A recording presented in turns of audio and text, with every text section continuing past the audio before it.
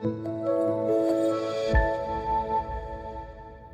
Ibu, saudara-saudara yang dikasihi oleh Tuhan Yesus Kristus, Shalom, selamat pagi, selamat berjumpa kembali dalam acara Sarapan Rohani Jemaat Galangnyang Abian Base tanggal 14 Mei 2022. Puji syukur kita panjatkan kepada Tuhan karena Tuhan senantiasa selalu melimpahkan rahmat-Nya kepada kita, kasih-Nya yang tidak pernah berkesudahan.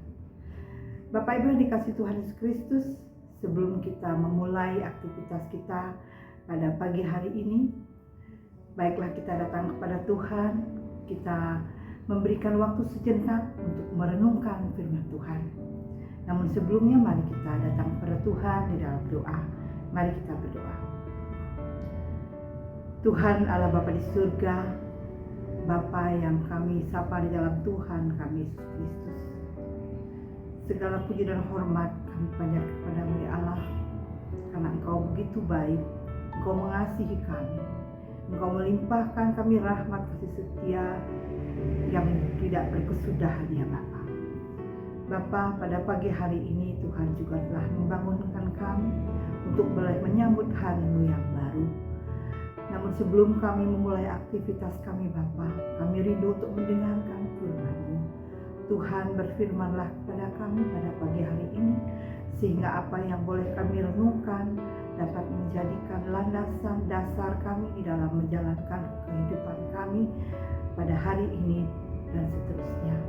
Terima kasih Bapa di surga, kami serahkan semuanya ke dalam tangan-Mu, karena kami berdoa hanya di dalam nama Tuhan kami Yesus Kristus. Amin.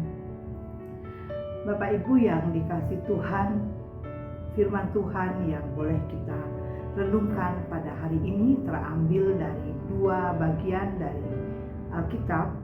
Yang pertama dari Ratapan 3 ayat 22 sampai 23. Kasih setia Tuhan tak habis-habisnya, rahmat-Nya selalu baru tiap pagi, besar kesetiaan. Yang kedua dari 2 Korintus 4 ayat 16. Sebab itu kami tidak tawar hati, tetapi meskipun manusia lahiriah kami semakin merosot, namun manusia batiniah kami dibaharui dari sehari ke sehari. Demikian firman Tuhan yang kita baca dari Ratapan 3 ayat 22 sampai 23 dan 2 Korintus 4 ayat 16. Dari kedua firman Tuhan ini saya menarik satu tema, yaitu Tuhan mengasihi umat-Nya. Bapak Ibu yang dikasihi Tuhan Yesus Kristus, kitab Ratapan yang kita tadi baca yang mengatakan bahwa kasih setia Tuhan tak habis-habisnya, rahmat-Nya selalu baru tiap pagi, besar kesetiaan-Mu. Tulisan ini disampaikan oleh penulis pada umat yang sesungguhnya ada di dalam suasana penderitaan, masa-masa menderita. Itu disebabkan karena umat waktu itu tidak setia kepada Tuhan, sehingga membuat umat berputus asa. Di tengah situasi yang demikian ini, ada beberapa pelajaran penting yang dilakukan oleh penulis, yang disampaikan oleh penulis baik untuk umat Tuhan waktu itu maupun untuk kita pada saat ini. Yang pertama, umat jangan berfokus pada masalah yang dihadapi. Kita sering sekali kalau menghadapi suatu masalah, kita akan melihat apa masalah itu, apa yang menyebabkan masalah itu. Bahkan kita sering siapa yang menyebabkan. Jadi kita seolah mencari kambing hitam dari masalah tersebut. Namun di sini diingatkan supaya umat atau kita jangan berfokus pada masalah yang kita hadapi. Terus yang kedua, penulis mengajak umat untuk melihat dan mengingat kebaikan Tuhan.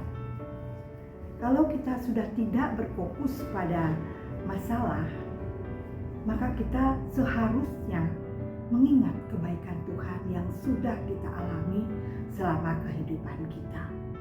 Bagaimana kebaikan-kebaikan Tuhan yang diberikan Tuhan kepada kita. Berkat-berkat Tuhan yang diberikan kepada kita.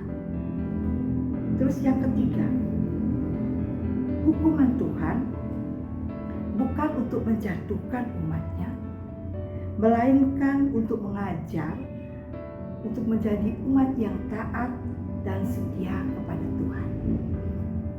Jadi dari 3 poin ini, bila kita sudah tidak fokus pada masalah yang kita hadapi dan selalu mengingat akan kebaikan Tuhan, maka kita akan bisa menerima apa yang kita alami itu sebagai sebuah ajaran di mana kita harus taat dan setia kepada Tuhan. Demikian juga halnya dengan bacaan yang kedua, di mana Paulus dalam pelayanannya tidaklah mudah. Banyak tantangan yang dihadapi, tidak sedikit orang yang membencinya, yang berusaha menggagalkan pelayanannya dengan cara dipenjara, bahkan hampir-hampir dibunuh. Tapi kita bisa melihat bagaimana sikap dari Paulus dalam menghadapi situasi yang demikian, sehingga dia tetap dapat melayani Tuhan dengan tekun, dengan sabar. Paulus memiliki iman pada Tuhan yang kokoh, sehingga membuat Paulus tidak melupakan kasih Tuhan, walaupun harus bertaruh nyawa.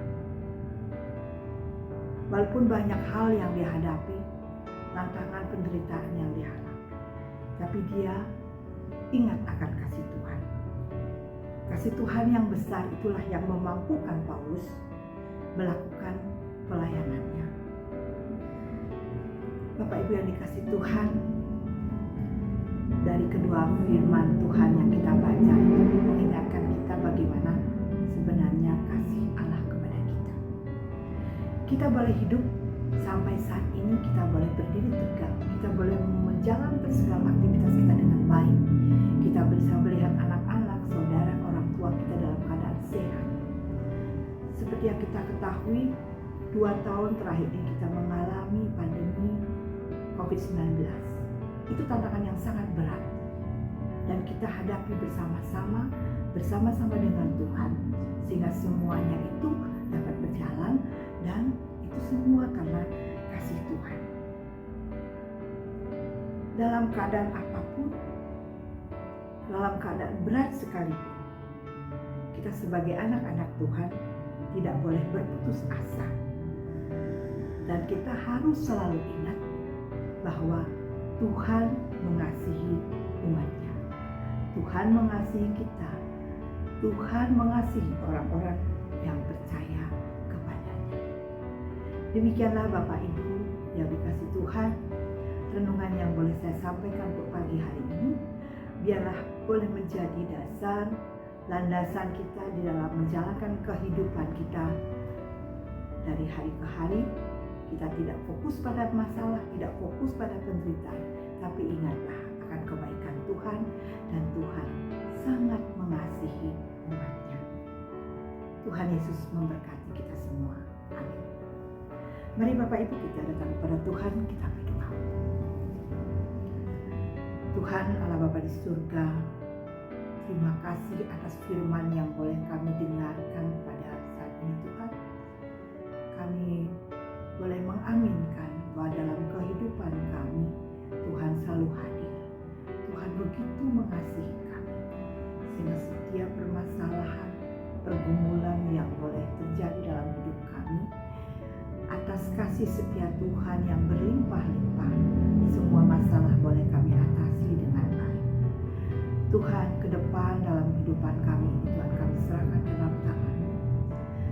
Semua kehidupan kami ini adalah di bawah rancangan Tuhan, sehingga kami boleh selalu menggantungkan pengharapan kami kepada-Mu ya Bapa.